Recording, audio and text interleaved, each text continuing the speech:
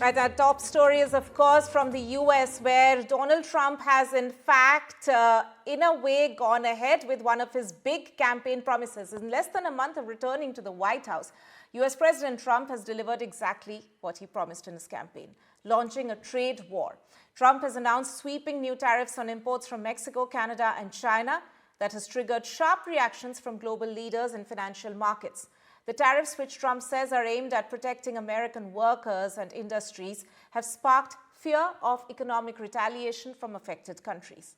A day after imposing these tariffs, the US president has in fact said that he would also be implementing tariffs on goods from the European Union pretty soon. While Trump excluded India from this round of tariffs, India still felt a blow. Days after a boost from the union budget, the rupee depreciated 67 paise to hit a record low of 87.29 against the US dollar. BSE, Sensex and Nifty 50, the Indian equity benchmark indices, also tanked. For more on this, let me go across to my colleague Rishabh Bhatnagar. Rishabh, so what has been the impact on the Indian markets as far as these big announcements by Donald Trump, US president, is concerned in terms of imposing tariffs on several countries? Right. Tanima, you said it's been a month. It's been less than a month since Donald Trump took over. In fact, it's his 13th day. And it's on his 13th day that he has gone ahead and sort of launched a worldwide sell-off that we're seeing across markets. Nobody left untouched by this. We're seeing, as I speak currently, the European markets are falling. We've seen Bitcoin fall by about 6%. US crude oil has risen to over $74 a barrel. Indian markets, like you mentioned, also fell as low as 1% now. By the end of the day, they did recover to about 0.4 to 0.5% in the red.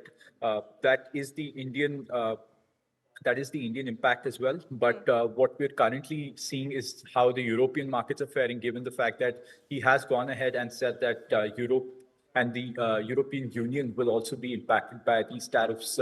This has caused all sorts of investors to sort of wait on the sidelines now to see how Trump takes shape going ahead in the next couple of weeks. He has mentioned that India is a tremendous tariff maker. And though India is not included in these round of tariffs that he has slapped on, Indians and the Indian government has come up and also said that they are in a wait and watch mood. Every statement that is coming out of the White House is being read very, very passionately. They're looking into everything very, very deeply, intricately. And now it will be upon the Indian investors to see whether or not Trump sort of steadies the ship and how the global markets fare going ahead. Right. Rishabh, very interestingly, as you mentioned, that the Indian government, of course, will be on a wait and watch mode. But what are you picking up in terms of what could be the next few steps as well? We've already heard that the Indian government is mulling on cutting import tariff on certain US goods. So is that one of the strategies diplomatically and, of course, in terms of the trade ties between US and India, that is something that the government is considering? Right. The US has been, and it is the largest bilateral trading partner India has. In fact, it is one of the very few countries that India is in trade surplus with. We are about $35 billion in positive trade with the United States. That makes us, and that makes the US an extremely important trading partner. We have in this budget also gone ahead and cut tariffs on a lot of US export products, something that is looked at as a friendly move towards the US. It is sort of a positive sort of a handshake that India has given to the US, saying that, okay, we are willing to cooperate with you. We are willing to wait. Don't treat us like your other trading partners. We are different. We have been a trusted country to you. And hopefully that is what the US also takes from this. Mm-hmm. Right. Rishabh Bhatnagar there, thank you so much for joining us, giving our viewers a comprehensive understanding of what the impact has been on the markets and also some of the next moves that the Indian government is mulling.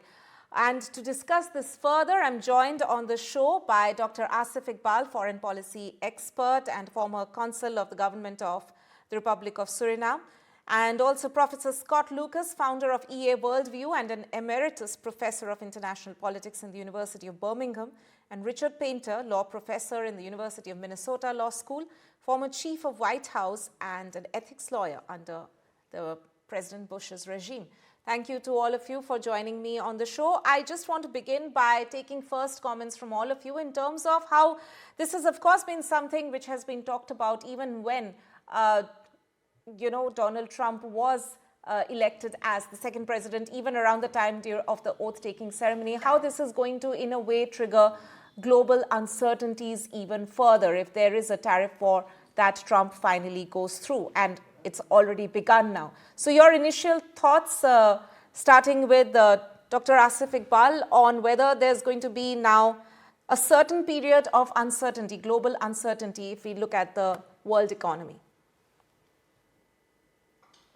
Yes, I believe there is going to be quite a bit of uncertainty. We have already seen in the stock markets today, the Canadian currency has fallen for the last 20 years. This is the first time we have seen such a big fall from 2003. And this is really a big missile drop by Donald Trump on the global, business, markets.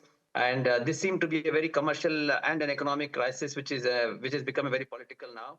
And the fact that the Japanese markets have, dropped, the currencies have dropped, and I think it's going to be there for some time, till we see this whole thing unfolding and how, this arrangements are going to happen. He's already hinted that, with the UK, there could be a deal happening. And now the stock markets today in Asia, all the markets, they have fell very badly. And the European markets have also dropped sharply. And especially the car makers, they have also, quietly suffered today. So it has been quite a big, fall today. Right. Professor Scott Lucas, your thoughts?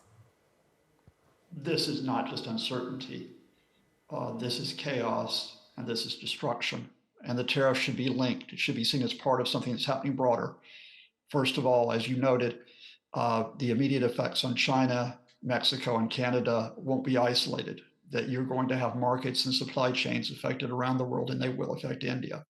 But secondly, as I speak, the U.S. presence overseas is going to be shocked. The Trump administration is on the verge of closing the U.S. Agency for International Development, one of the most important organizations in terms of providing health security, in terms of providing economic security abroad. And then thirdly, and Richard Painter will know more about this because he'll be the legal expert in here, the Trump administration is carrying out an administrative coup, a coup right now. It has effectively suspended the rule of law in the United States so that it can carry out raids to scoop up the personal and sensitive records of all Americans. It has locked employees out of their offices. It has purged thousands of staff, including senior staff, and it is effectively telling staff they will not be allowed to work unless they pledge loyalty to Donald Trump, not to the Constitution, not to the US system, but to Trump himself. All right, and Mr. Richard Painter there, your initial reaction to the move made by President Donald Trump? Well, first of all, under the United States Constitution, it's very clear that Congress sets tariffs and taxes, not the president unilaterally. The president has very limited authority to simply declare a tariff without having a bill passed through Congress. And Donald Trump needs to work with Congress to set tariffs. There's likely to be court challenges to some of these tariffs. Second, the tariffs could precipitate an economic crisis around the world. The last time the Republican Party embraced broad tariffs was 1930, and legislation passed by Congress and signed by President Herbert Hoover in response to the stock market crash, and all that did was create the Great Depression. This could very well spread around the world, and some of our most important trading partners are now already affected, Canada and Mexico, the European Union, and yes, India is one of the most important economies in the world, the largest democracy in the world, and this could very well affect India even more so than it has today. A lot of people in the business community in the United States are very, very concerned about this. Donald Trump was not elected to precipitate an economic crisis. through his belligerent policies, and certainly not to do so without the consent of the United States Congress. Right. Scott Lucas, Professor Lucas, coming back to you, as he was mentioning that, as Professor Painter was mentioning, that this is also a lot about how one of the main premises on which people voted Trump back to power, of course, is in terms of repairing the US economy. But this question also arises about who's going to be the one who's actually facing the brunt of this trade war that, in a way, President Trump has triggered. Because there are concerns being raised by experts that everything, more or less, the prices are going to go up because of course, how all the countries are connected in terms of the chain of supply. So it's not just China, Canada and Mexico at the moment. There are, of course, other countries who are also waiting for future announcements to be made. But this eventually is going to lead to a situation where there's going to be inflation, which even other countries face the impact of. I think you've summarized that very well, in that you will see the effects around the world, not within months, not within weeks, but within days of what is happening. Asian markets are down about 2% today. US markets will probably fall about the same. If there are further tariffs, for example, in the European Union, the shock will be even greater. The rise of the US dollar against all currencies, including the Indian rupee, will mean that interest rate cuts are suspended in the United States, which will be a further drag on economic growth.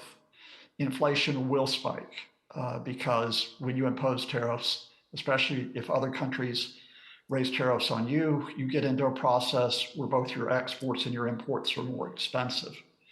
But the question then is, okay, fine. People did not vote for this. They did not vote for Donald Trump to be an autocrat. They did not vote for him to effectively bypass US Congress, bypass the US Constitution. What happens if he cannot deliver on his promise to make the US economy better? And then you face a further threat to the US and the world, that he simply will go even farther. He will blame other countries for the mess he is creating. He will blame migrants. He will blame asylum seekers. He will seek greater powers, claiming that there is an emergency. So we are only at the start of the shock that takes place.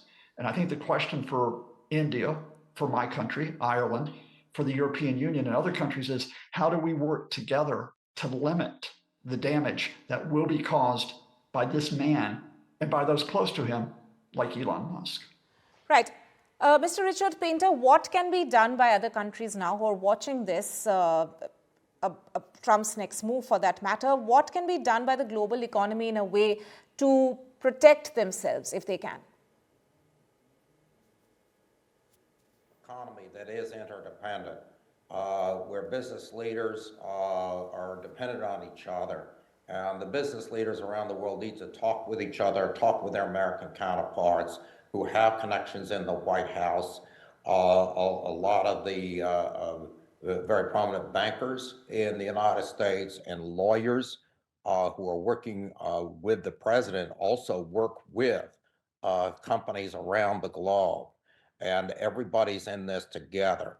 And the pressure needs to be brought to bear on their American counterparts to persuade the president and Congress to have a coherent economic policy that promotes growth and promotes global growth and that doesn't send the world spiraling into a trade war, which, as I said before, could very well precipitate a depression as it did in 1930. So this is an area where there needs to be a lot of very honest, open discussion in the business community. The Wall Street Journal, a very conservative publication in the United States, has already come out against these tariffs. And that is the type of dialogue that needs to continue. And then the Republicans in Congress will let the president know that this is unacceptable and that we need to once again have a policy, an economic policy, a tariff policy that's made through cooperation and collaboration, right, designed to expand growth rather than precipitate a trade war and economic disaster. Right. Right. Dr. Asif Iqbal, Scott Lucas, and Richard Painter, thank you so much for joining us on the show for this very important discussion.